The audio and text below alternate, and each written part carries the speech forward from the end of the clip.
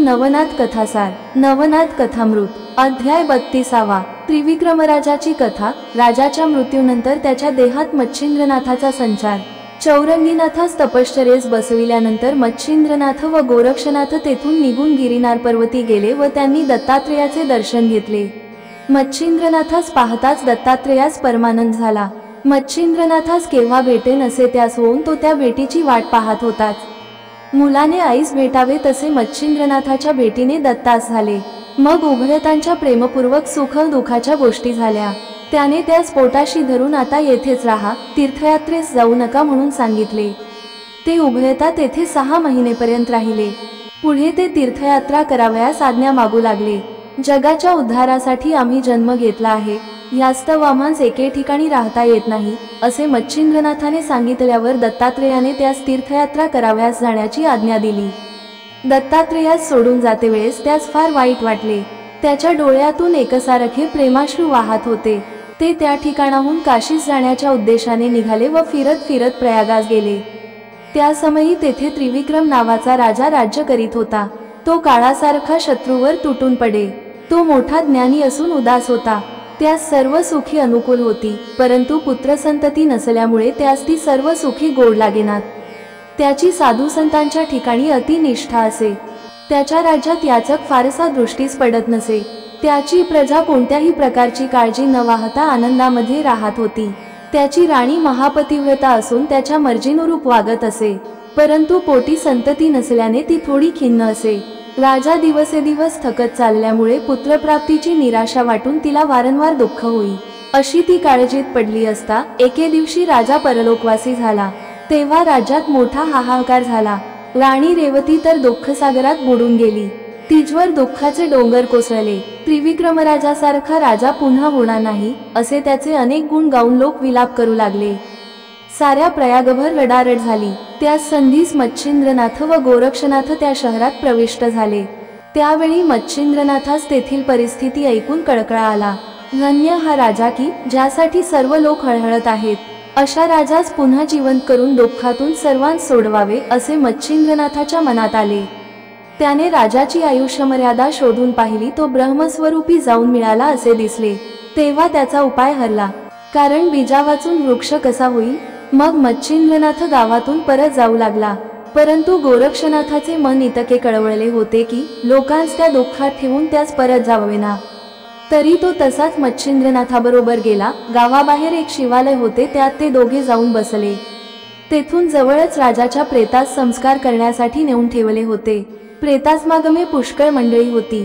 त्यांचे ते दुःख गोरक्षनाथाच्याने पाहवेना व राजाचे प्रेत उठविण्यासाठी त्याने मच्छिंद्रनाथास सांगून पाहिले, पण मच्छिंद्रनाथाने त्यास खुणेने उगाच बसावयास सांगितले, परंतु गोरक्षनाथास निमूटपणे बसवेना। तो म्हणाला, जर तुम्ही यास उठवीत नसाल तर मी यास उठवून सर्वांच्या दुःखाचा परिहार करतो। ते ऐकून राजास उठविण्याचे तुझे सामर्थ्य नाही असे मच्छिंद्रनाथ म्हणाले। तेव्हा गोरक्षनाथ म्हणाला, राजास उठवून सर्वात सुखी करण्याचा मी निश्चय केला आहे। जर ही गोष्ट मजपासून घडली नाही तर अग्निकाष्ठे भक्षण करून स्वतःचा घात करून घेईन, आणि जर याप्रमाणे मी न करीन तर कोटी वर्षेपर्यंत रवर नरक भोगीन। हे ऐकून मच्छिंद्रनाथाने त्यास सांगितले की तू अविचाराने पण केलास, पण राजा ब्रह्मस्वरूपी जाऊन मिळाला आहे। मग गोरक्षनाथाने अंधदृष्टीने पाहिले असता ती गोष्ट खरी दिसली। तेव्हा त्याची फार निराशा झाली। नंतर गोरक्षनाथाने प्रतिज्ञा शेवटास नेण्यासाठी काष्ठे गोळा केली। हा अग्नीत उडी टाकून प्राण दिल्याशिवाय राहणार नाही अशी मच्छिंद्रनाथाची पूर्ण खात्री होती, कारण पूर्वी एकदा त्याने एका ब्राह्मणाचे स्त्रीस वड्याकरिता डोळा काढून दिला होता। हा अनुभव मच्छिंद्रनाथास आलेला असल्याने त्याने गोरक्षनाथास जवळ बोलावून म्हटले की लोकांच्या कल्याणाकरिता तू आपल्या जीवावर उदार झाला आहेस, म्हणून आता मी तुला एक युक्ती सांगतो, तसा वाग, म्हणजे तुझ्या मनाप्रमाणे गोष्ट घडून येऊन राजा जिवंत होईल व लोकांचे दुःख निवारण होईल। मी स्वतः राजाच्या देहात प्रवेश करीतो, परंतु तू माझे हे शरीर 12 वर्षेपर्यंत जतन करून ठेव। 12 वर्षानंतर मी पुन्हा माझ्या देहात प्रवेश करीन, मग आपल्याकडून होईल तितके आपण जगाचे कल्याण करूया। त्याच्या युक्तीस गोरक्षनाथ अनुकूल झाला। मग मच्छिंद्रनाथाने आपले शरीर सोडून राजाच्या मृत शरीरात संचार केला। त्यामुळे राजा लागलाच स्मशानात उठून बसला। तेव्हा सर्व लोकांस आनंद झाला। मग लोकांनी राजाचा एक सुवर्णाचा पुतळा करून जाळला. स्मशानातील क्रिया उरकून घेतली व सर्वजण आनंदाने घरोघर गेले. इकडे शिवालयामध्ये गोरक्षनाथ मच्छिंद्रनाथाचे शरीर कोणत्या रीतीने रक्षण करावे या विचारात पडला होता. इतक्यात एक गुरवीण तेथे आली. तिला पाहून माझ्या मच्छिंद्रगुरूने त्रिविक्रम राजाच्या देहात प्रवेश केला आहे इत्यादी सर्व वृत्तांत त्याने तिला निवेदन केला आणि शेवटी तो तिला म्हणाला की 12 वर्षेपर्यंत माझ्या गुरुचे प्रेत मला सांभाळून ठेविले पाहिजे, तरी एखादे निवांत स्थळ मला दाखील. ही गोष्ट गुप्त ठेवावयास पाहिजे, म्हणून तू कोणापाशी बोलू नकोस. जर ही गोष्ट उघडकीस येईल तर मोठाच अनर्थ घडून येईल. मग ती गुरवीण गोरक्षनाथाच्या म्हणण्याप्रमाणे वागण्यास कबूल झाली. त्या शिवालयात एक भुयार होते. तेथे ते प्रेत छपून ठेवण्यास गुरविणीने सांगून ती जागा त्यास दाखविल्यावर गोरक्षनाथाने ते प्रेत तेथे नेऊन ठेविले. ते स्थळ त्याच्याशिवाय दुसऱ्या कोणास ठाऊक नव्हते. त्यावेळी गुरविणीने गोरक्षनाथास विचारले की 12 वर्षेपर्यंत हा देह जतन करून ठेवाव्याचा असे तुम्ही म्हणता, परंतु इतके दिवस हे शरीर कसे टिकेल हे मला कळत नाही. हे ऐकून गोरक्षनाथाने तिला सांगितले की माझा गुरु मच्छिंद्रनाथ चिरंजीव आहे, त्याच्या शरीराचा नाश कदापि व्हावयाचा नाही. परंतु ही गोष्ट तुला आणि मलाच ठाऊक आहे. दुसऱ्या कोणाच्याही कानी जाऊ नये म्हणून फार खबरदारी ठेव. इकडे जिवंत झालेला त्रिविक्रम राजा मच्छिंद्रनाथ राजवाड्यात गेल्यानंतर मनात काही किंतु न आणता सर्व कारभार पाहू लागला. राणीबरोबर त्याची त्रिविक्रमाप्रमाणेच भाषणे होऊ लागली. तो पूर्ण ज्ञानी असल्याने राजाच्या शरीरात प्रवेश केल्यानंतर माहितगाराप्रमाणे सर्व व्यवस्था चालवू लागला व राज्यप्रकरणी सर्व कारभार सुरळीत चालू झाला. पुढे एके दिवशी त्रिविक्रमराजाच्या स्वरूपात मच्छिंद्रनाथ त्या देवालयात गेला व गोरक्षनाथास तेथे पाहून विचारपूस करू लागला. गोरक्षनाथाने त्यास उत्तरे देऊन आपण कोण, कोठले याचा खुलासा केला.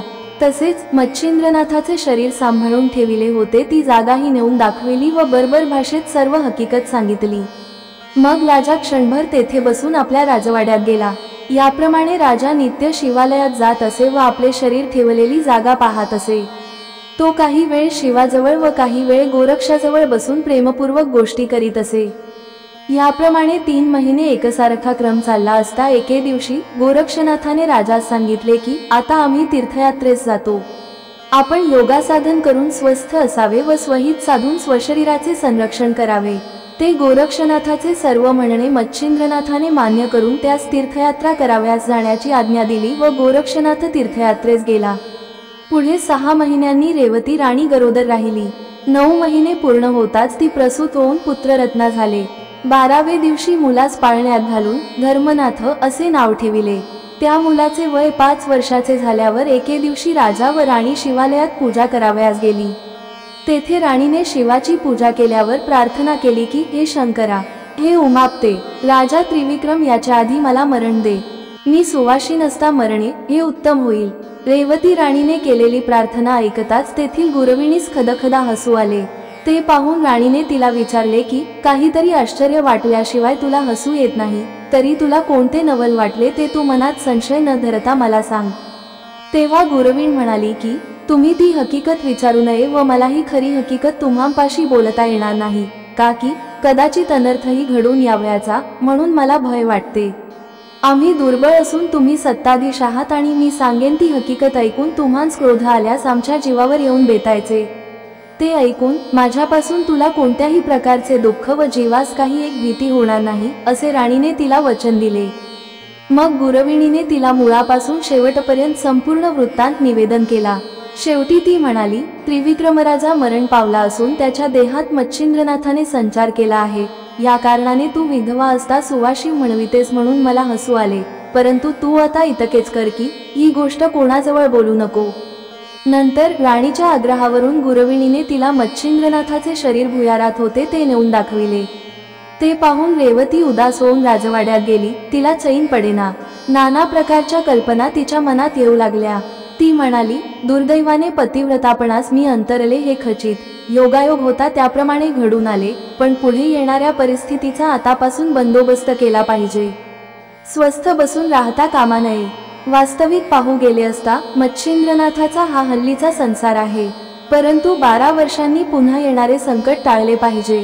मच्छिंद्रनाथ परकाया प्रवेश पूर्णपणे जाणत असल्यामुळे तो भुयारात ठेविलेल्या आपल्या शरीरात प्रवेश करील. पण आपला मुलगा त्यावेळी लहान राहून मीही निराश्रित होऊन उघड्यावर पडेन. तरी मच्छिंद्रनाथाचा देह छिन्नभिन्न करून टाकला हाच एक उत्कृष्ट उपाय दिसतो. देह नसल्यावर मच्छिंद्रनाथ कोठे जाणार अशी कल्पना मनात आणून त्याच्या देहाचा नाश करून टाकण्याचा तिने पक्का निश्चय केला. नंतर कोणास न सांगता एका दासीस बरोबर घेऊन ती मध्यरात्रीस भुयारात दरवाजा उघडून शस्त्राने मच्छिंद्रनाथाच्या देहाचे तुकडे करून बाहेर नेऊन टाकून दिले आणि पूर्वीप्रमाणे गुहेचे द्वार लावून ती राजवाड्यात गेली. इतके कृत्य झाल्यावर पार्वती जागृत झाली. तिने शंकरास जागे केले व रेवती राणीने मच्छिंद्राच्या देहाचे तुकडे करून टाकल्याचे त्यास सांगितले. तेव्हा आज आपला प्राण गेला असे शंकरास वाटले. मग त्याने याक्षिणीस बोलावून मच्छिंद्रनाथाच्या देहाचे तुकडे एकत्र करून कैलासास पाठवून देण्याबद्दल पार्वतीस सांगितले. तिने बोलाविताच कोटी चामुंडा येऊन दाखल झाल्या. त्यांस शरीराचे तुकडे वेचून नीट जतन करून ठेवण्याची व वीरभद्राच्या स्वाधीन करण्याची पार्वतीने आज्ञा केली. त्या आज्ञेप्रमाणे शरीराचे तुकडे वेचून चामुंडा कैलासास गेल्या व ते तुकडे वीरभद्राच्या स्वाधीन करून त्यास सर्व वृत्तांत समजाविला. शेवटी त्या वीरभद्रास म्हणाल्या की आमचा व तुमचा शत्रू मच्छिंद्रनाथ हा मरण पावला आहे. त्याने आम्हास नग्न करून आमची फारच फजिती केली होती. तसेच अष्टभैरवाची दुर्दशा केली. तुमचीही तीच दशा केली. मारुतीचाही तोच परिणाम. सर्व देवांना भारी असा प्रबळ शत्रू अनायासे तावडीने सापडला आहे. तरी ह्याचे शरीर नीट जतन करून ठेवावे. ह्या मच्छिंद्रनाथाचा शिष्य गोरक्षनाथ महान प्रतापी आहे. तो हे शरीर घेऊन जाण्याकरिता येईल. यास्तव फार सावध राहावे. ते ऐकून वीरभद्राने 84 कोटी 72 लक्ष शिवगण रक्षणासाठी बसविले व कोटी यक्षिणी, चामुंडा, डंखिणी व शंखिणी यांचा खडा पहारा ठेविला. इकडे त्रिविक्रमराजा मच्छिंद्रनाथ नित्य शिवालयात गेल्यावर भुयाराकडे जाऊन पाही, पण खूण जशीच्या तशीच असल्यामुळे हा घडलेला प्रकार त्याच्या समजण्यात आला नाही. त्याची 12 वर्षांची मुदत भरली. गोरक्षनाथ तीर्थयात्रेस गेला होता. तोही मुदत पुरी झाली म्हणून सावध झाला. श्री नवनाथ कथासार अध्याय 32 समाप्त. ओम चैतन्य गोरक्षनाथाय नमः. ओम श्री नवनाथाय नमः.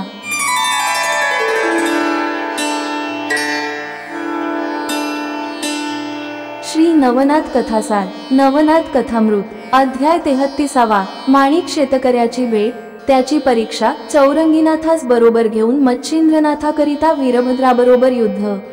गोरक्षनाथ तीर्थयात्रेस गेला असता मागे रेवती राणीने मच्छिंद्रनाथाच्या कलेवराचा नाश केला व पार्वतीने ते यक्षिणीकडून जतन करून ठेवण्यासाठी कैलासास वीरभद्राच्या ताब्यात दिले वगैरे झालेला प्रकार गोरक्षनाथास ठाऊक नव्हता. गोरक्षनाथ फिरत फिरत गोदावरीच्या तीरी भामानगर आहे त्याच्या जवळच्या अरण्यात आला. तेथे त्यास क्षुधेने फारच व्याकुळ केले.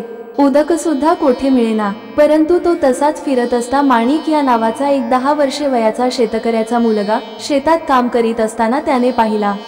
ऐन 2 प्रहरी तो भोजनास बसणार. इतक्यात गोरक्षनाथाने तेथे जाऊन आदेश केला. तो शब्द ऐकून माणिक तसाच उठला व गोरक्षनाथाच्या पाया पडला आणि तुम्ही कोण, कोठे जाता, येथे आडमार्गात का आलेत वगैरे विचारपूस मोठ्या आदराने केली.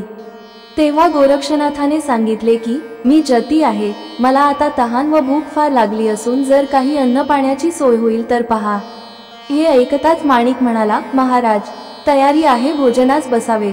असे म्हणून त्याने त्यास जेवावयास वाढले, पाणी पाजिले व त्याची चांगली व्यवस्था ठेविली. गोरक्षनाथ जेवून तृप्त झाल्यावर त्यास समाधान वाटले. मग गोरक्षनाथाने प्रसन्न होऊन माणिक शेतकऱ्यास तुझे नाव काय म्हणून विचारले. तेव्हा तो म्हणाला, आता आपले तर कार्य झाले ना, आता माझे नाव वगैरे विचारण्यात काय अर्थ आहे. कार्य साधून घेण्यासाठी प्रथम सर्व विचारण्यात कराव्याची जरूर असते, पण आता ही चौकशी निरुपयोगी. आता आपण हळूहळू आपली मजल काढा. यावर गोरक्षनाथाने उत्तर दिले की ते म्हणतोस ती गोष्ट खरी, पण आज ऐनवेळी तू मला जेवावयास घातलेस तेणेकरून मी प्रसन्न झालो आहे. यास्तव तुझ्या मनात काही इच्छा असेल ती तू माग, मी देतो. तेव्हा माणिक म्हणाला, महाराज, आपण घरोघर अन्नासाठी भिक्षा मागत फिरता. असे असता तुम्हास माझा कळवळा आला असला तरी तुमच्याजवळ मला देण्याजोगे काय आहे. हे ऐकून गोरक्षनाथाने सांगितले की तू जे मागशील ते मी देतो. ते माणिकास खरे न वाटून तो म्हणाला, तुम्ही भिक्षुक, मला काय देणार. तुम्हालाच काही मागावयाचे असेल तर मागा, मी देतो. ते घेऊन आपण आपला रस्ता सुधारावा. याप्रमाणे भाषण ऐकून गोरक्षनाथाने विचार केला की शेतकरी लोक करण्यात राहत असल्याने त्यांना फारसे ज्ञान नसते, यास्तव आपण याचे काहीतरी हित केले पाहिजे. मग नाथ त्यास म्हणाला, अरे मी सांगेन ती वस्तू देईन असे तू म्हणतोस, पण वेळ आली म्हणजे मागे सरशील. हे ऐकून माणिक वर्दळीवर येऊन म्हणाला, अरे जो जीवावरही उदार तो पाहिजे ते देण्यास मागे पुढे पाहिल काय? तुला वाटेल ते तू माग, पहा मी तुला देतो की नाही. ते असे बरेच भाषण झाल्यावर गोरक्षनाथानेही त्याची परीक्षा पाहण्याकरिता त्यास सांगितले की जी जी गोष्ट तुला करावीशी वाटेल किंवा ज्यावर तुझी इच्छा असेल अशाच तू तिरस्कार करावास, हेच माझे तुझ्यापाशी मागणे आहे. ते गोरक्षनाथाचे मागणे त्याने आनंदाने कबूल केले व नाथ तेथून पुढे निघून गेला. नंतर माणिक आपले अवतादी सामानाचे ओझे डोक्यावर घेऊन शेतातून घरी निघाला व प्रथम जेवणाकडे त्याचे लक्ष गुंतले. इतक्यात गोरक्षनाथ वचन दिल्याची त्यास आठवण झाली. मनात येईल ते न करणे हाच वचन देण्यात मुद्दा होता. मग त्याच्या मनात आले की मन घरी जाऊ इच्छित आहे, त्या अर्थी वचनास गुंतल्यामुळे आता घरी जाता येत नाही, म्हणून तो तेथेच उभा राहून झोप घेऊ लागला. डोक्यावर बोचके तसेच होते. मग अंग हलवाव्यास मन इच्छित होते, पण त्याने अंग हालू दिले नाही. त्या वचनाचा परिणाम असा झाला की वायुभक्षणा वाचून त्यास दुसरा मार्गच राहिला नाही. यामुळे काही दिवसांनी त्याचे शरीर क्रूश झाले, रक्त आटून गेले, तेळभर सुद्धा मांस राहिले नाही, त्वचा व अस्थी एक होऊन गेल्या. असे झाले तरी तो रामनामस्मरण करीत एका जागी लाकडाप्रमाणे उभा राहिला. इकडे गोरक्षनाथ फिरत फिरत बदरिकाश्रमास गेला. तेथे बदरिकेदाराच्या पाया होऊन चौरंगीनाथाची काय स्थिती झाली आहे ती पाहावयास गेला. त्याने गुहेच्या दाराची शिळा काढून आत पाहिले. तो चौरंगीचे सर्वांग वारुळाने वेष्टून टाकिलेले, मुखाने रामनामाचा ध्वनी चाललेला अशी त्याची अवस्था दिसली. ती पाहून गोरक्षनाथ हळहळला. त्याने त्याच्या अंगावरचे सर्व वारूळ काढून टाकले आणि त्याच्या शरीराकडे पाहिले. तपसामर्थ्याने त्यास हातपाय फुटलेले दिसले. मग गोरक्षनाथ आलो आहे असे बोलून त्याने चौरंगीस सावध केले व बाहेर घेऊन आल्यावर त्याच्याकडे कृपादृष्टीने पाहताच त्यास चांगली शक्ती आली. तेव्हा चौरंगीनाथ गोरक्षनाथाच्या पाया पडला व मी आज सनाथ झालो असे त्याने बोलून दाखविले. मग गोरक्षनाथाने खाण्यापिण्याची कशी व्यवस्था झाली म्हणून विचारपूस केली. तेव्हा त्याने उत्तर दिले की मला माहीत नाही, ते चामुंडा सांगेल. मग तिला विचारल्यावर ती म्हणाली, आम्ही रोज फळे आणून देत होतो, परंतु चौरंगीचे लक्षवर शिळेकडे असल्यामुळे त्याने ती भक्षण केली नाहीत. इतके बोलून चामुंडेने फळांचे पर्वताप्रमाणे झालेले ढीग दाखविले. ते पाहून गोरक्षनाथास विस्मय वाटला. त्याने चौरंगीच्या तपाची फारच वाखाणणी केली व आपला वरदहस्त त्याच्या मस्तकी ठेविला. मग तो त्यास घेऊन बदरिकेदाराच्या देवालयात गेला. तेथे उमारमणास जागृत करून चौरंगीस भेटविले. नंतर गोरक्षनाथाने 6 महिने तेथे राहून चौरंगीनाथाकडून विद्याभ्यास करविला व शस्त्रास्त्रविद्येत त्यास आशीर्वाद देवविले. नंतर बदरिकेदारेश्वरास वंदन करून गोरक्षनाथ चौरंगीनाथास घेऊन निघाला आणि वैदर्भ देशात उतरून कौंडण्यपुरास गेला. तेथे चौरंगीनाथास आपल्या आईबापास भेटून येण्यास सांगितले. त्यांनी तुझे हातपाय तोडिले म्हणून तू आपला प्रताप त्या दोघांस राखीव असेही गोरक्षनाथाने सुचविले. त्या आज्ञेप्रमाणे चौरंगीनाथाने वाताने भस्म मंत्रून ते राजाच्या बागेकडे फुंकिले. ते वातास्त्र सुटताच बागेत जे 1600 माळी रखवालीस होते ते सर्व वादळ सुटल्यामुळे आकाशात उडून गेले. मग वातास्त्र काढून घेताच ते सर्वजण खाली उतरले. त्यातून कित्येक मूर्छना येऊन पडले, कित्येक पळून गेले. कित्येकांनी जाऊन हा बागेत झालेला प्रकार राजाच्या कानावर घातला. तेव्हा सर्व विस्मयात पडले. मग हे कृत्य कोणाचे आहे याचा शोध करण्याकरिता राजाने दूतास पाठविले. ते दूत शोधाकरिता फिरत असता त्यांनी पाणवठ्यावर या उभयनाथांस बसलेले पाहून राजास जाऊन सांगितले की महाराज, पाणवठ्याशी 2 कानफडे गोसावी दिसत आहेत. ते महातेजस्वी असून त्यांच्याजवळ काहीतरी जादू असावी असे दिसते. दूताचे भाषण ऐकून राजाने विचार केला की हे गोरक्षनाथ व मच्छिंद्रनाथ असतील, त्यांस आपण शरण जावे, नाही तर हे नगर पालथे घालून ते सर्वाचे प्राण संकटात पाडतील. मग तो आपल्या लव्याजम्यानिशी त्यास सामोरा गेला. तेव्हा आपला प्रताप दाखविण्याची गोरक्षनाथाने चौरंगीनाथास आज्ञा केली. त्या अन्वये त्याने राजाबरोबर आलेल्या सैन्यावर वातास्त्राची योजना केली. त्या क्षणीच राजासह वर्तमान सर्व लोक हत्ती, घोडे, रथासुद्धा आकाशात उडून गेले. त्यामुळे सर्व भयभीत होऊन त्यांची प्रार्थना करू लागले. मग गोरक्षनाथाच्या आज्ञेवरून चौरंगीनाथाने पर्वतास्त्र सोडून वातास्त्र परत घेतले. तेव्हा सर्वजण पर्वतास्त्राच्या आश्रयाने हळूहळू खाली उतरले. मग गोरक्षच्या आज्ञेने चौरंगी आपला पिता जो शशांगार राजा त्याच्या पाया पडला व आपण पुत्र असल्याची त्याने ओळख दिली। ओळख पटताच राजाने त्यास पोटाशी धरिले। नंतर राजा गोरक्षनाथाच्या पाया पडला। मग त्या उभयतांची चौरंगीच्या प्रतापाविषयी भाषणे झाली। इतक्यात चौरंगीने वज्रास सोडून पर्वतास्त्राचा मोड केला। थोड्या वेळाने राजाने घरी येण्याबद्दल गोरक्षनाथास अति आग्रह केला, पण चौरंगीने राजास सांगितले की तुझ्या घरी आम्ही येणार नाही, कारण सावत्र आईच्या कपटी बोलण्यावर विश्वास ठेवून तू माझे हातपाय तोडिलेस। असे बोलून मुळारंभापासून खरा घडलेला वृत्तांत त्याने सांगितला। त्या समयी आपली भुजावंती स्त्री जारिणी आहे असे समजून राजास तिचा अत्यंत राग आला। त्याने राणीस मारीत जोडीत तेथे घेऊन येण्याची सेवकांस आज्ञा केली, परंतु तसे करण्यास चौरंगीने विरोध केला। घरीच तिला शिक्षा करावी असे त्याचे मत पडले। मग त्या दोघांस पालखीत बसवून राजा आपल्या वाड्यात घेऊन गेला। तेथे राजाने राणीचा अपराध तिच्या पदरात घालून तिला शिक्षा केली व घरातून घालवून दिले। नंतर गोरक्षनाथाने राजाचे शांतवन करून दुसरी स्त्री करण्याची आज्ञा केली व आपला वरदहस्त त्याच्या मस्तकावर ठेवून वंश वाढेल असा आशीर्वाद दिला। तेथे गोरक्षनाथ 1 महिना राहून चौरंगीनाथास घेऊन तेथून पुढे गेला। कौंडण्यापूर सोडल्यावर ते फिरत फिरत प्रयागास गेले। तेथे स्नान करून शिवालयात देवाचे दर्शन घेतल्यानंतर पूर्वीच्या गुरविणीस बोलावून गोरक्षनाथाने तिला गुरुच्या देहाबद्दल विचारले, तेव्हा ती भयभीत होऊन थरथरा कापू लागली, अडखळत बोलू लागली। ती त्याच्या पाया पडली व म्हणाली, महाराज, रेवती राणीने मला धमकी देऊन विचारल्यावरून मी खरी गोष्ट तिच्यापाशी सांगितली। गुरुच्या देहाची काय व्यवस्था झाली आहे ती प्रत्यक्ष जाऊन पाहावी, असा जेव्हा तिच्या बोलण्याचा आशय दिसला तेव्हा गोरक्षाच्या मनात संशय उत्पन्न झाला। तो लागलाच भुयाराकडे गेला व दार उघडून पाहतो तो आत मच्छिंद्रनाथाचे प्रेत दिसेना। तेव्हा तो शोक करू लागला। ते पाहून गुरविणीने त्यास सांगितले की तुम्ही अंमळ स्वस्थ बसा, मी राणीस भेटून तिने प्रेताची काय व्यवस्था केली आहे ते विचारून येते। असे सांगून ती लागलीच तेथून निघाली।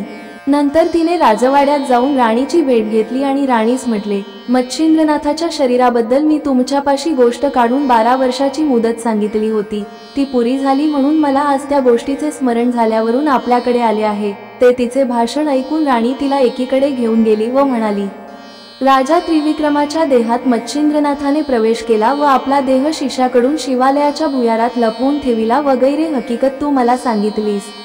त्यानंतर थोड्याच दिवसात तुझ्या नकळत मी त्याच्या शरीराचे तुकडे करून ते रानात टाकून दिले। या गोष्टीस आज पुष्कळ दिवस झाले।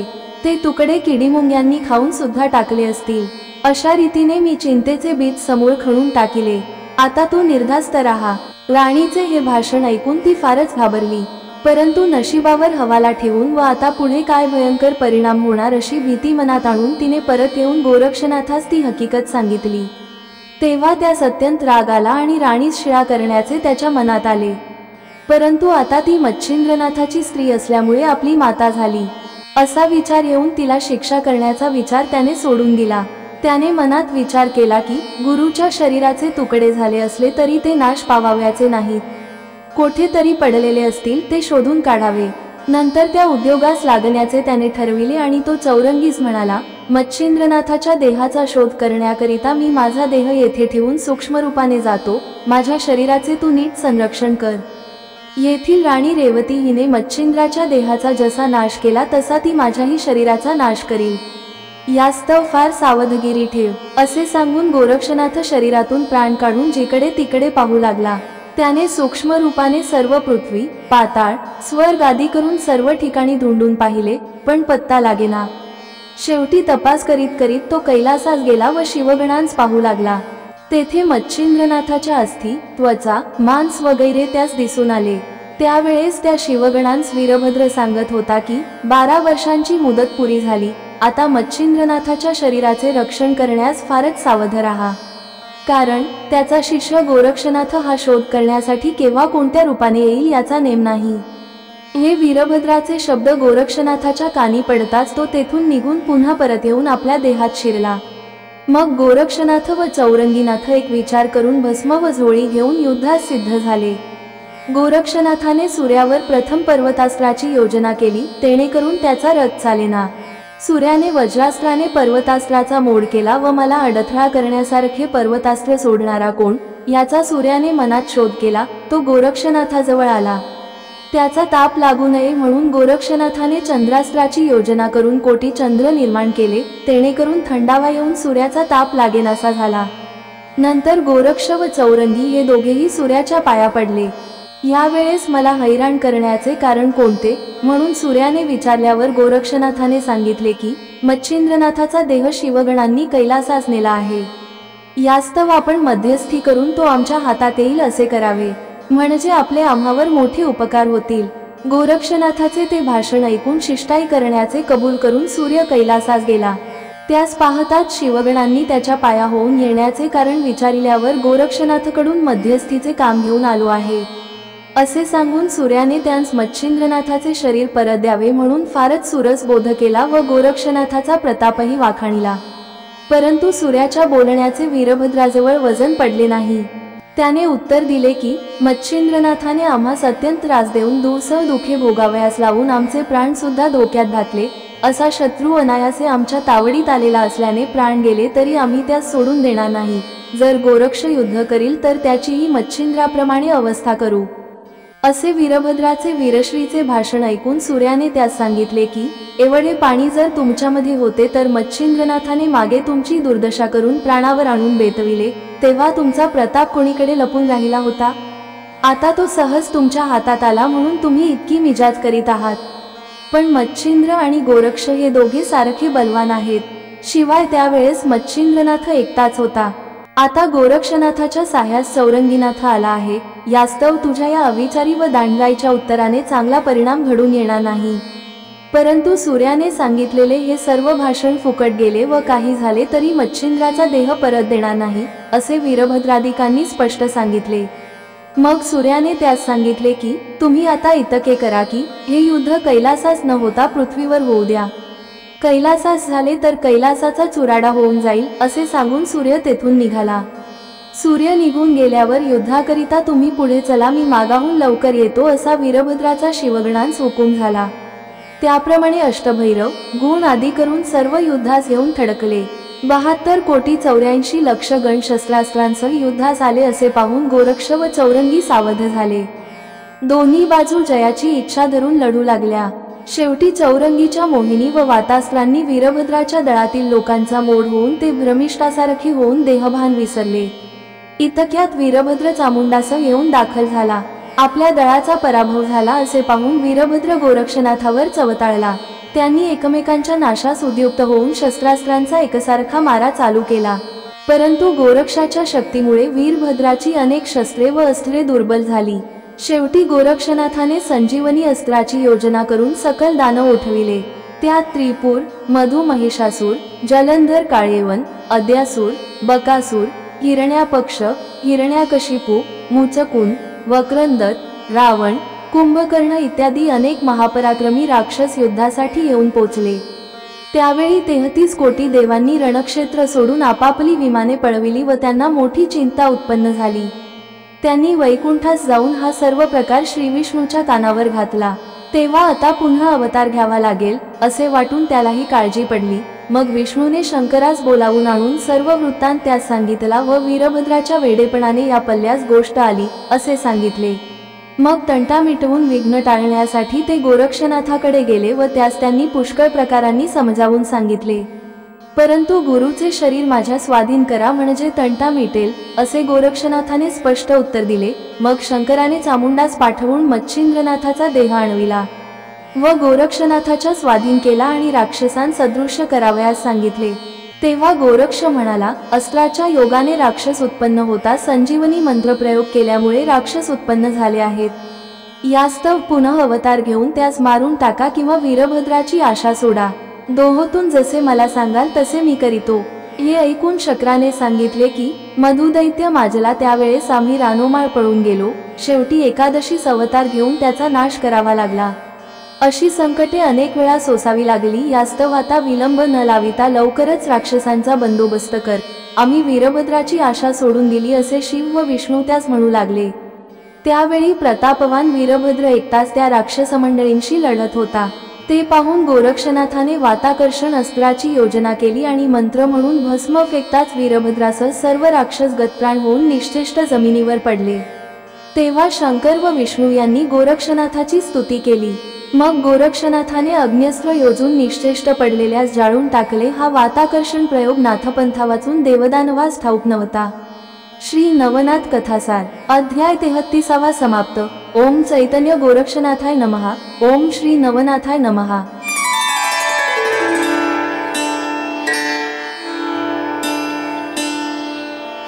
श्री नवनाथ कथासार नवनाथ कथामृत अध्याय 34। वीरभद्रास सजीव केले।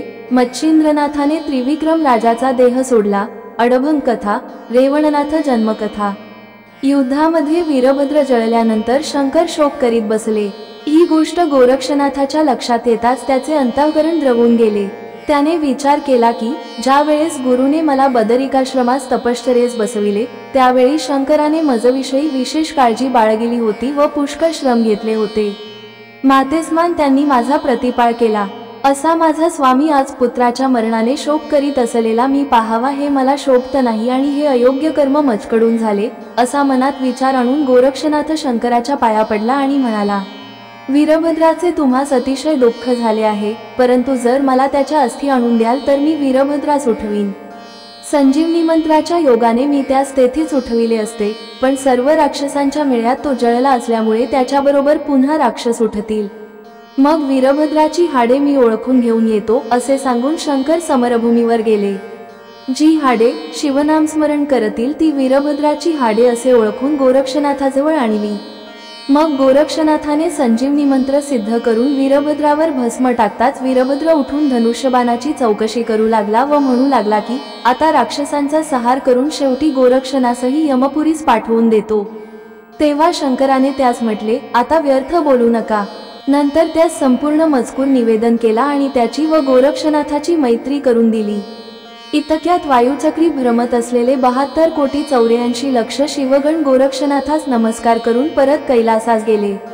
मग गोरक्षनाथही मच्छिंद्राचे शरीर घेऊन शिवालयात आला। इकडे त्रिविक्रम राजा मच्छिंद्रनाथ राजविलासात नीम झाला होता। एके दिवशी तो नित्यनेमाप्रमाणे दर्शनाकरिता शिवालयात गेला असता गोरक्षनाथ मच्छिंद्रनाथाच्या शरीराचे तुकडे जवळ घेऊन बसलेला दिसला। तेव्हा त्यास राजा प्रीतीने भेटला। मग राजाने सर्व वृत्तांत विचारल्यावरून गोरक्षनाथाने त्यास झालेला वृत्तांत निवेदन केला। तो ऐकून त्यास तळमळ लागली। त्याने गोरक्षनाथास सांगितले की काही दिवस असाच धीर धरून राहा, धर्मनाथास राज्यावर बसवून मग मी येतो असे सांगून तो राजवाड्यात गेला। त्याने लागलेच या गोष्टीविषयी प्रधानाचा विचार घेऊन एका सुमुहूर्तावर धर्मनाथास राज्याभिषेक केला। त्या उत्सवसमयी याचकास विपुल धन देऊन संतुष्ट केले। पुढे 1 महिन्यानंतर एके दिवशी त्रिविक्रमराजाच्या शरीरातून निघून मच्छिंद्रनाथ शिवालयात ठेवलेल्या आपल्या देहात गेले। इकडे राजवाड्यात राजास उठण्यास वेळ लागल्याने राणी महलात गेली व हालवून पाहते तो राजाचे शरीर प्रेतव पडलेले। मग तिने मोठा आकांत मांडिला। इतक्यात धर्मनाथ धावून गेला व प्रधान आदी करून मंडळी जमली।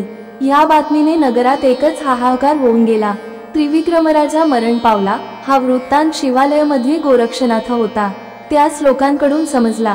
तो ऐकून त्याने संजीवनी प्रयोगाने भस्म मंत्रून अस्थी मांस वगैरे जमवाजमव केली। तोच मच्छिंद्रनाथाने देहात प्रवेश केला व उठून बसला। इकडे राजाचे प्रेत स्मशानात नेऊन तेथे सर्व संस्कार झाल्यावर लोक घरोघर गेले। रेवती राणीने मात्र मच्छिंद्रनाथाचा देवालयातून शोध आणविला होता। तिचा मुलगा धर्मनाथ यास राजाच्या मरणाने अतिशय दुःख झाले। त्यास अन्नोदक गोड लागेना, त्यास आपला प्राणही नकोसा झाला। ते पाहून रेवती मातेने त्यास एकीकडे नेऊन सांगितले की तू व्यर्थ का शोक करीतोस? बाळ, तुझा पिता मच्छिंद्रनाथच होय, तो चिरंजीव आहे। तू आता शिवालयात जाऊन त्यास प्रत्यक्ष डोळ्यांनी पाहून ये। मच्छिंद्रनाथ माझा पिता कसा? म्हणून धर्मनाथाने रेवती राणीस विचारल्यानंतर तिने मच्छिंद्रनाथाच्या परकाया प्रवेशाची समग्र वार्ता त्यास निवेदन केली। ती ऐकून धर्मनाथ लवाजम्यानिशी शिवालयात गेला व मच्छिंद्रनाथाच्या पाया होऊन त्यास पालखीत बसवून राजवाड्यात घेऊन आला। तो 1 वर्षभर तेथे होता।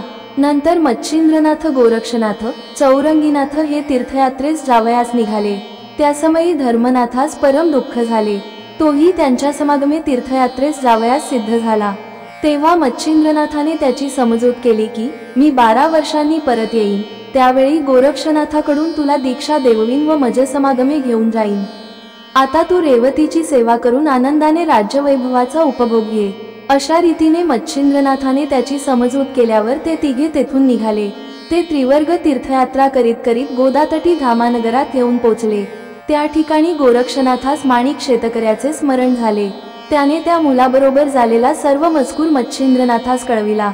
मग शेताची जागा लक्षात आणून तिघेजण माणिकाजवळ गेले। तेथे तो काष्ठासमान उभा असलेला त्यांनी पाहिला।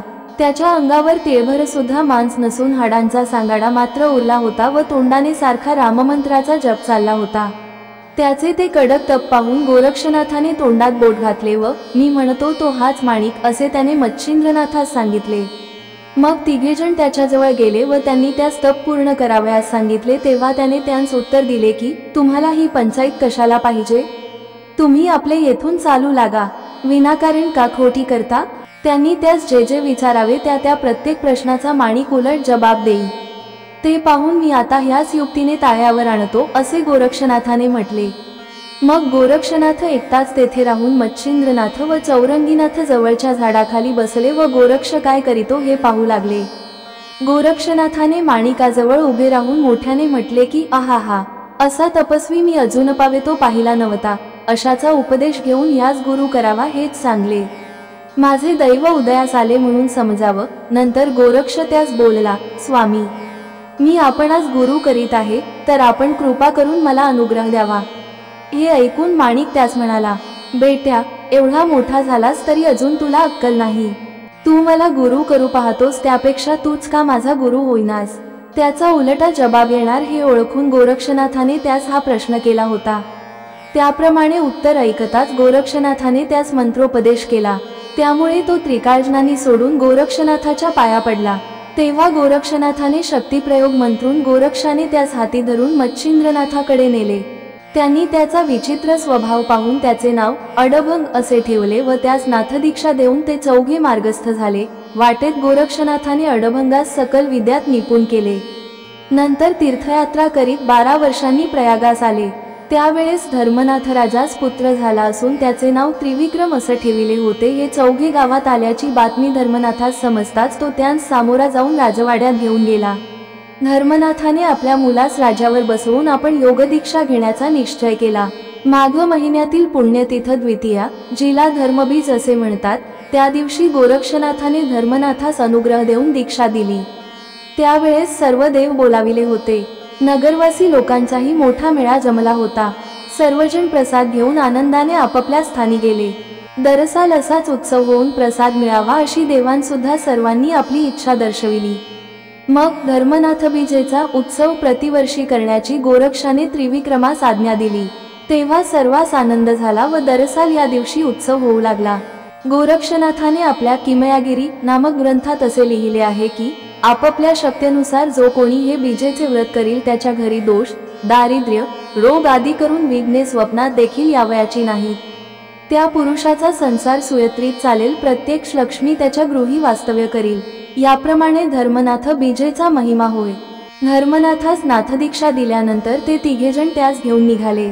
त्यांनी तीर्थ फिरत फिरत बदरिकाश्रमास जाऊन धर्मनाथास शंकराच्या पायावर घातले व त्यास त्याच्या स्वाधीन करून तपश्चर्येस बसविले। नंतर 12 वर्षांनी परत येऊ असे सांगून ते तिघेजण तीर्थयात्रा करण्यास गेले व मुदत भरताच ते पुन्हा बदरिकाश्रमास गेले। मग तेथे मोठ्या थाटाने मावदे केले। मावद्याकरिता सर्व देवांना बोलावून आणले होते। मावदे झाल्यावर सर्व देववर देऊन निघून गेले व मच्छिंद्रनाथ, गोरक्षनाथ, चौरंगीनाथ, अडभंगनाथ व धर्मनाथ असे 5 जण तीर्थयात्रेस गेले। ब्रह्मदेवाच्या वीर्यापासून पूर्वी 88 सहस्र ऋषी उत्पन्न झाले। त्याचवेळी जे थोडेसे रेत पृथ्वीवर रेवा नदीच्या तीरी पडले त्यात चमसनारायणाने संचार केला, तेव्हा पुतळा निर्माण झाला। ते मूल सूर्यासारखे दैदिप्यमान दिसू लागले। जन्म होताच त्याने एकसारखा रडण्याचा सपाटा चालविला। त्याच संधीस सहनसारुख या नावाचा एक कुणबी पाणी आणाव्यास नदीवर गेला होता। त्याने ते मूल रेतीत रडत पडलेले पाहिले, तेव्हा त्याचे हृदय कळवळले। त्याने त्या मुलास उचलून घेतले व घरी नेले आणि रेवातीरी वाळवंटावर पुत्र मिळाल्याचे वर्तमान स्त्रीस सांगितले व त्यास तिच्या हवाली केले। तिने आनंदाने त्यास स्नान घालून पाळण्यात आपल्या पोटच्या मुलाशेजारी निजविले। तो रेवतीरी रेवेत सापडला म्हणून त्याचे नाव रेवणनाथ असे ठेविले। त्यास थोडे समजू लागताच तो काम करावयास बापाबरोबर शेतात जाऊ लागला। तो 12 वर्षांच्या वयात शेतकीच्या कामात चांगलाच हुशार झाला। एके दिवशी रेवणनाथ मोठ्या पहाटेच उठून आपले बैल रानात चरावयास नेत होता। त्या समयी लखलखीत चांदणे पडले होते, यामुळे रस्ता साफ दिसत होता। इतक्यात दत्तात्रेयाची स्वारी पुढे येऊन थडकली। दत्तात्रेयास गिरिनार पर्वती जावयास होते। त्यांच्या पायात खडावा असून त्यांनी कौपीन परिधान केली होती, जटा वाढविल्या असून दाढी मिशी पिंगट वर्णाची होती। असा तिन्ही देवांचा अवतार जे दत्तात्रेय ते जात असता त्यांची व रेवणनाथाची भेट झाली। त्यास पाहताच रेवणनाथास पूर्ण ज्ञान होऊन पूर्वजन्माचे स्मरण झाले। मग आपण पूर्वीचे कोण व हल्लीचे कोण व कसे वागत आहोत याची त्यास रुख लागली। तसेच मला आता कोणी ओळखत नाही, मी अज्ञानात पडलो असे त्यास ज्ञान होऊन तो स्तब्ध राहिला। तेव्हा तू कोण आहेस असे दत्तात्रेयाने त्यास विचारल्यावर त्याने उत्तर दिले, तुमच्या देहात तिन्ही देवांचे अंश आहेत, त्यात सत्वगुणी जो महापुरुष तो मी असून मला येथे फारच कष्ट भोगावे लागत आहेत, तर आता कृपा करून या देहात सनाथ करावे। इतके बोलून त्याने दत्तात्रेयाच्या पायावर मस्तक ठेविले। त्याचा दृढ निश्चय पाहून दत्तात्रेयाने आपला वरदहस्त त्याच्या मस्तकावर ठेवला। 9 नारायणाच्या अवतारांपैकी हा चमसनारायणाचा अवतार होय हे दत्तात्रेयास ठाऊक होते। त्यास दत्तात्रेयाने त्याच वेळेस अनुग्रह का दिला नाही अशी शंका येईल, पण त्याचे कारण असे की भक्तिमार्गाकडे प्रवृत्ती झाल्या वाचून अनुग्रह देऊन उपयोग नाही। यास्तव भक्तीकडे मन लागले म्हणजे ज्ञान व वैराग्य सहज साध्य होते, असा मनात विचार आणून दत्तात्रेयाने फक्त एका सिद्धीची कला त्यास सांगितली। तेव्हा रेवणनाथास परमानंद झाला। तो त्यांच्या पाया होऊन आनंद पावल्यानंतर दत्तात्रेय निघून गेले। एक सिद्धी प्राप्त झाली तेवढ्यावरच त्याने समाधान मानल्याने तो पूर्ण मुक्त झाला नाही। श्री नवनाथ कथासार अध्याय 34 समाप्त। ओम चैतन्य गोरक्षनाथाय नमः। ओम श्री नवनाथाय नमः।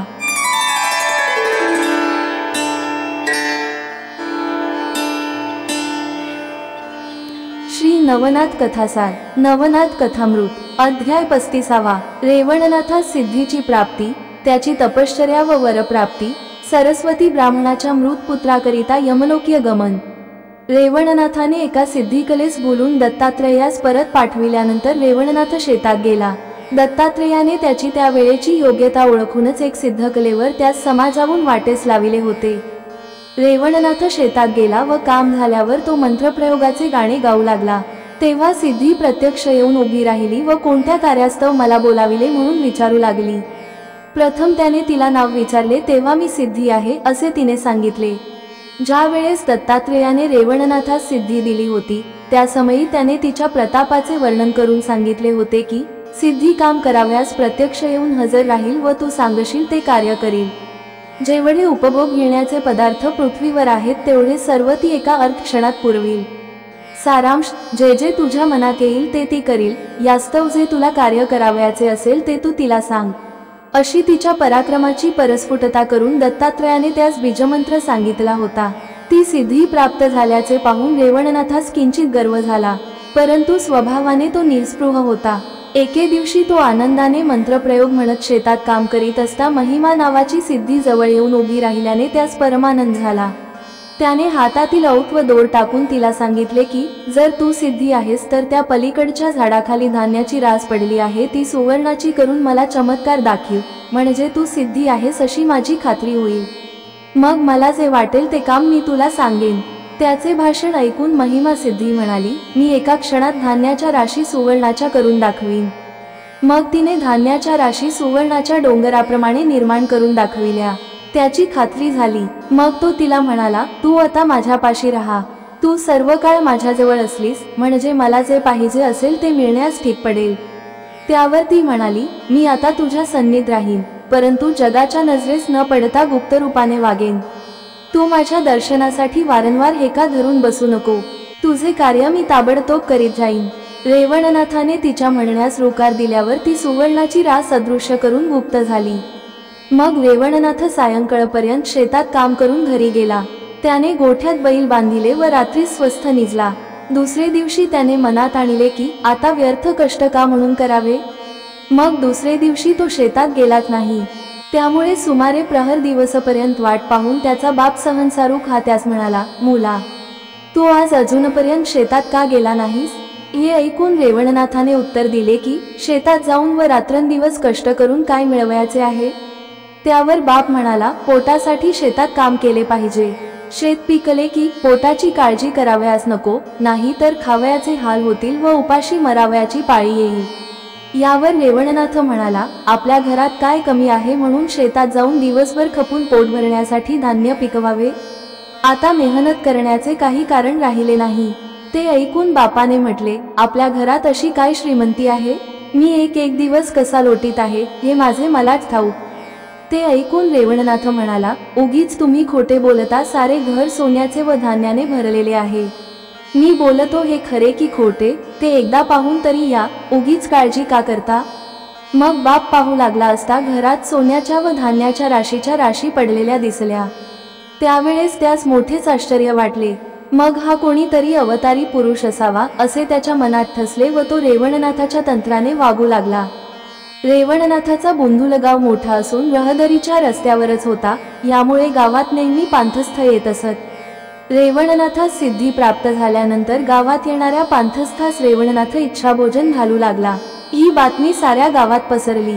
मग लोकांच्या टोळ्याच्या टोळ्या त्याच्या घरी जाऊ लागल्या। वस्त्र, पात्र, अन्न, धन आदी करून जे ज्यास पाहिजे ते देऊन रेवणनाथ त्याचे मनोरथ पुरवित असे। रोगी मनुष्याचे रोगही जात असत। मग ते त्याची कीर्ती वर्णन करून जात। यामुळे रेवणनाथ जिकडे तिकडे प्रसिद्ध झाला। सर्व लोक त्यास रेवणसिद्ध असे म्हणू लागले। इकडे मच्छिंद्रनाथ तीर्थयात्रा करीत फिरत असता बुंधुलगावात येऊन धर्मशाळेत उतरला। मच्छिंद्रनाथ श्रीगुरूंचे चिंतन करीत आनंदाने बसला असता कित्येक लोक त्या धर्मशाळेत गेले। त्यांनी त्यास भोजनासाठी रेवणनाथाचे घर दाखवून दिले व त्याने विचारल्यावरून लोकांनी रेवणसिद्धीची समूळ माहिती सांगितली। ती ऐकून रेवणनाथ चमसनारायणाचा अवतार आहे असे मच्छिंद्र मनात समजला। नंतर जास्त माहिती काढण्याकरिता रेवणनाथास कोण प्रसन्न झाला म्हणून मच्छिंद्रनाथाने लोकांस विचारले, परंतु लोकांस त्याच्या गुरुची माहिती नसल्यामुळे त्याचा गुरु कोण हे कोणी सांगेना। मग मच्छिंद्रनाथाने काही पशु, पक्षी, वाघ, सिंह निर्माण करून त्यांस तो आपल्या अंगाखांद्यावर खेळवून एके ठिकाणी खावयास घालू लागला। हा चमत्कार पाहून हा सुद्धा कोणी ईश्वरी अवतार असावा असे मच्छिंद्रनाथाविषयी लोक बोलू लागले। हा प्रकार लोकांनी रेवणसिद्धाच्या कानावर घातला व हा अद्भुत चमत्कार प्रत्यक्ष पाहावयास सांगितला। हे वृत्त ऐकून रेवणसिद्ध तेथे स्वतः पाहावयास गेला। सिंह, वाघ आदी करून हिंस्र जनावरे तसेच पशुपक्षी सुद्धा मच्छिंद्रनाथाच्या अंगाखांद्यावर निवैर खेळत आहेत असे पाहून त्यास फार चमत्कार वाटला। रेवणनाथ घरी गेला व दत्तमंत्र प्रयोग म्हणताच प्रत्यक्ष सिद्धी येऊन प्रविष्ट झाली। तिने कोणत्या कारणास्तव बोलावले म्हणून विचारता तो म्हणाला, मच्छिंद्रनाथाप्रमाणे पशुपक्ष्यांनी माझ्या अंगाखांद्यावर प्रेमाने खेळावे व माझ्या आज्ञेत असावे असे झाले पाहिजे। ते ऐकून तिने सांगितले की ही गोष्ट ब्रह्मवेत्या वाचून दुसऱ्याच्याने होणार नाही। या सर्व गोष्टी तुला पाहिजे असल्यास प्रथम तू ब्रह्मवेत्ता हो। मग रेवणसिद्धाने तिला सांगितले की असे जर आहे तर तू मला ब्रह्मवेत्ता कर। तेव्हा तिने सांगितले की तुझा गुरु दत्तात्रेय सर्वसमर्थ आहे, यास्तव तू त्याची प्रार्थना कर, म्हणजे तो स्वतः येऊन तुझ्या मनासारखे करील। असे सिद्धीने सांगितल्यावर तसे करण्याचा त्याने निश्चय केला। मग ज्या ठिकाणी पूर्वी दत्तात्रेयाची भेट झाली होती त्याच ठिकाणी रेवणनाथ जाऊन तपश्चर्येस बसला। दत्तात्रेयाची केव्हा भेट होते असे त्यास झाले होते। त्याने अन्नपाणी सुद्धा सोडले व झाडांची उडून आलेली पाने खाऊन तो निर्वाह करू लागला। तेणेकरून त्याच्या हाडांचा सांगाडा मात्र दिसू लागला। रेवणनाथाचा गुरु कोण हे मच्छिंद्रनाथाच्या लक्षात नव्हते। त्याच्या गुरुने अर्धवट शिष्य का तयार केला म्हणून मच्छिंद्रनाथास आश्चर्य वाटत होते। त्याने रेवणनाथाबद्दल चौकशी केली, पण त्याचा गुरु कोण ही माहिती लोकांस नव्हती। ते फक्त त्याची बरीच प्रशंसा करीत। उपकार करण्यात, अन्नोदक व द्रव्य देण्यास रेवणनाथ मागे पुढे पाहत नसे। यावरून कोणत्या तरी गुरुच्या कृपेने यास सिद्धी प्राप्त झाली असावी असे मनात येऊन मच्छिंद्रनाथाने तो शोध काढण्यासाठी अणिमा, नरिमा, लघिमा, महिमा इत्यादी 8ही सिद्धीस बोलाविले। त्या येताच त्याच्या पाया पडल्या। त्यावेळेस नाथानं त्यास विचारले की रेवणसिद्धाच्या सेवेस कोणत्या सिद्धीची कोणी योजना केली आहे हे मला सांगा। त्यावर महिमा सिद्धीने उत्तर दिले की त्याच्या सेवेस राहण्यासाठी श्री दत्तात्रेयाची मला आज्ञा झाली आहे। मग हा रेवणनाथ आपला गुरुबंधू होतो असे जाणून त्यास सहाय्य करावे असे मच्छिंद्रनाथाच्या मनात आले। त्याने लगेच तेथून निघून गिरिनापर्वती येऊन श्री दत्तात्रेयाची भेट घेतली व रेवणसिद्धीचा सर्व मजकूर कळविला आणि त्याच्या हितासाठी पुष्कळ रदबदली केली। मच्छिंद्रनाथ म्हणाला, महाराज, रेवणसिद्ध हा प्रत्यक्ष चमसनारायणाचा अवतार होय। तो तुमच्यासाठी दुःसह क्लेश भोगीत आहे, तर आपण आता त्यावर कृपा करावी। ज्या ठिकाणी तुमची भेट झाली त्याच ठिकाणी तो तुमच्या दर्शनाची इच्छा धरून बसला आहे। ते ऐकून मच्छिंद्रनाथास समागमे घेऊन दत्तात्रेय यानास्त्राच्या साह्याने रेवणनाथापाशी आले। तेथे तो काष्ठाप्रमाणे क्रुश झालेला पाहिल्यावर दत्तात्रेयास कळवळा आला व त्यांनी त्यास पोटाशी धरिले। रेवणनाथाने दत्तात्रेयाच्या पायावर मस्तक ठेविले। तेव्हा दत्ताने त्याच्या कानात मंत्रोपदेश केला, तेणेकरून त्याच्या अज्ञान व द्वैत यांचा नाश झाला। मग वज्रशक्ती आराधून दत्ताने रेवणनाथाच्या कपाळी भस्म लाविले, त्यामुळे तो शक्तिवान झाला। नंतर त्यास बरोबर घेऊन दत्तात्रेय व मच्छिंद्रनाथ गिरिनार पर्वती गेले। तेथे त्यास पुष्कळ दिवस ठेवून घेऊन शास्त्रास्त्रासुद्धा सर्व विद्यात निपुण केले। तेव्हा आता आपण एकरूप झालो असे रेवणनाथास भासू लागले। त्याचा द्वैतभाव नाहीसा होताच सर्व पशुपक्षी निवैर होऊन रेवणनाथाजवळ येत व त्याच्या पाया पडत। दत्ताने रेवणनाथास नाथपंथाची दीक्षा देऊन मच्छिंद्रनाथाप्रमाणेच शस्त्रास्त्रादी सर्व विद्यात निपुण करून त्यास त्याच्या स्वाधीन केले। मग ते उभयता मार्तंड पर्वती गेले। तेथे त्यांनी नागेश्वर स्थान पाहून देवदर्शन घेतले व वर मिळवून साबरी मंत्र सिद्ध केले। सर्व विद्येत परिपूर्ण झाल्यानंतर गिरिनार पर्वती येऊन तेथे मावंदे घालण्याचा रेवणनाथाने बेत केला। त्या समारंभास विष्णू, शंकर आदी करून सर्व देवगण येऊन पोहोचले। 4 दिवस समारंभ उत्तम झाला। मग सर्व देव रेवणनाथासवर देऊन आपापल्या स्थानी गेले। रेवणनाथही दत्तात्रेयाच्या आज्ञेने तीर्थयात्रा करावयास निघाला। त्या काळी माणदेशात विटे तीर्थयात्रा गावात सरस्वती या नावाचा एक ब्राह्मण राहत असे। त्याच्या स्त्रीचे नाव जान्हविका। त्यांची एकमेकांवर अत्यंत प्रीती।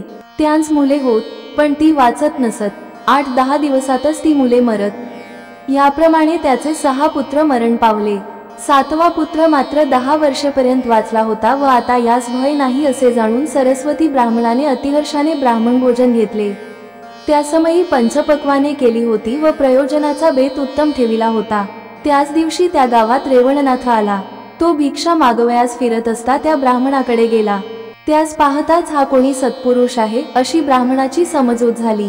तेव्हा ब्राह्मणाने त्यास जेवून जाण्याचा आग्रह केला व त्याच्या पाया होऊन माझी इच्छा मोडू नये असे सांगितले। त्यास रेवणनाथाने सांगितले की आम्ही कनिष्ठ वर्णाचे व तू ब्राह्मण आहेस, म्हणून आमच्या पाया पडणे तुला योग्य नाही। हे ऐकून तो म्हणाला, या कामी जातीचा विचार करणे योग्य नाही। मग त्याचा शुद्ध भाव पाहून रेवणनाथाने त्यांचे म्हणणे मान्य केले। मग रेवणनाथ त्याच्याबरोबर घरात गेल्यावर सरस्वती ब्राह्मणाने त्यास पात्रावर बसविले व त्याचे भोजन होईपर्यंत आपण जवळच बसून राहिला। जेवताना त्याने करून त्यास भोजनास वाढिले व नाथाची प्रार्थना केली की महाराज, आजचा दिवस येथे राहून उदयिक जावे। त्याची श्रद्धा पाहून रेवणनाथाने त्याच्या म्हणण्यास रुकार दिला व तो दिवस त्याने तेथे काढिला। रात्रीस पुनः भोजनासाठी सरस्वती ब्राह्मणाने नाथास आग्रह केला, परंतु 2 प्रहरी भोजन यथेच्छ झाल्याने रात्री क्षुधा लागली नव्हती। यास्तव नीतेने मोरल्यानंतर नाथाने तसेच शयन केले। त्यावेळी तो ब्राह्मण नाथाचे चरण चुरीत बसला। मध्यरात्र झाली असता अशी गोष्ट घडली की आईजवळ असलेल्या त्याच्या मुलाचे प्राण सटवीने झडप घालून कासावीस केले। त्यावेळेस मोठा आकांत झाला। बायको नवऱ्यास हाका मारू लागली। तेव्हा तो तिला म्हणाला, आपण पूर्वजन्म केलेल्या पापाचे फळ भोगीत आहोत, यास्तव आपणास सुख लाभणार कोठून? आता जसे होईल तसे होवो, तू स्वस्थ राहा। मी उठून आलो तर नाथाची झोप मोडेल, यास्तव माझ्याने येववत नाही। जर झोप मोडली तर गोष्ट बरी नाही। इतके ब्राह्मण बोलत आहे तो यमाच्या दूतांनी पाश टाकून मुलाच्या प्राणाचे आकर्षण केले व मुलाचे शरीर तसेच तेथे होऊन राहिले। मुलगा मरण पावला असे पाहून जान्हवी मंद मंद रडू लागली। तिने ती रात्र रडून रडून काढिली। प्रातःकाळ झाला तेव्हा नाथास रडका शब्द ऐकू येऊ लागला। तो ऐकून त्याने कोण रडते म्हणून सरस्वती ब्राह्मणास विचारिले। त्याने उत्तर दिले की मुलाचे प्राण कासावीस होत आहेत म्हणून घरात माझी बायको अग्निपणाने रडत आहे। ते ऐकून मुलास घेऊन ये असं नाथाने विप्रास सांगितले। त्यावरून तो स्त्रीजवळ जाऊन पाहतो तो पुत्राचे प्रेत दृष्टीस पडले। मग त्याने नाथास घडलेले वर्तमान निवेदन केले। ही दुःखदायक वार्ता ऐकून नाथास यमाचा राग आला। तो म्हणाला, मी या स्थळी असता यमाने हा डाव साधून कसा घेतला? आता यमाचा समाचार घेऊन त्यास जमीनदोस्त करून टाकीतो असे बोलून मुलास घेऊन येण्यास सांगितले। मग सरस्वती ब्राह्मणाने तो मुलगा नाथापुढे ठेविला। त्या प्रेताकडे पाहून नाथास परम खेद झाला। मग तुला एवढाच मुलगा की काय असे नाथाने त्यास विचारल्यावर हे 7वे बालक म्हणून ब्राह्मणाने सांगितले व म्हटले, माझी मागची सर्व मुले जन्मल्यानंतर 5-7 दिवसातच मेली, हाच फक्त 10 वर्ष वाचला होता। आम्ही प्रारब्धहीन, आमचा संसार सुफळ कोठून होणार? जे नशिबी होते ते घडले। याप्रमाणे ऐकून रेवणनाथाने सरस्वतीस सांगितले की तू 3 दिवस या प्रेताचे नीट जतन करून ठेव, हे असेच्या असेच राहील, नाचणार नाही। आता मी स्वतः यमपुरीस जाऊन तुझी 7ही बाळे घेऊन येतो असे सांगून नाथाने अमरमंत्राने भस्म मंत्रून मुलाच्या अंगास लाविले व यानास्त्राच्या योगाने तो ताबडतोब यमपुरीस गेला। रेवणनाथास पाहताच यमधर्म सिंहासनावरून उतरला व त्यास आपल्या आसनावर बसवून त्याने त्याची षोडशोपचारांनी पूजा केली आणि अति नम्रपणाने येण्याचे कारण विचारले। तेव्हा रेवणनाथाने म्हटले, यमधर्मा, मी सरस्वती ब्राह्मणाच्या घरी असता तू तेथे येऊन त्याच्या मुलास कसा घेऊन आलास? आता न घडावी ती गोष्ट घडली तरी चिंता नाही, परंतु तू त्याचा पुत्र परत दे आणि त्याचे 6 पुत्र कोठे ठेविले आहेस तेही आणून दे। हे न करशील तर माझा राग मोठा कठीण आहे, तुझा फडशा उडून जाईल। तेव्हा यमधर्माने विचार केला की ही जोखीमदारी आपण आपल्या अंगावर घेऊ नये, शंकराकडे मुक्त्यारी आहे असे सांगून त्यास कैलासास धाडावे, मग तिकडे पाहिजे ते होवो असे मनात आणून तो म्हणाला, महाराज, माझे म्हणणे नीट लक्ष देऊन ऐकून घ्यावे। विष्णू, शंकर व ब्रह्मदेव हे तिघे या गोष्टीचे अधिकारी आहेत आणि हा सर्व कारभार त्यांच्याच आज्ञेने चालतो। या कामाचा मुख्य शंकर असून आम्ही सारे त्याचे सेवक आहोत। यास्तव मारण्याचे वा तारण्याचे काम आमच्याकडे नाही। सबब आपण कैलासास जावे व शंकरापासून ब्राह्मणाचे 7 पुत्र मागून न्यावे, ते तेथेच त्यांच्याजवळ आहेत। त्याचे मन वळवून आपला कार्यभाग साधून घ्यावा। ते ऐकून रेवणनाथ म्हणाला, तू म्हणतोस हे काम शंकराचे आहे, तर मी आता कैलासास जातो असे म्हणून रेवणनाथ तेथून उठून कैलासास शंकराकडे जावयास निघाला। श्री नवनाथ कथासार अध्याय 35 समाप्त। ओम चैतन्य गोरक्षनाथाय नमः। ओम श्री नवनाथाय नमः।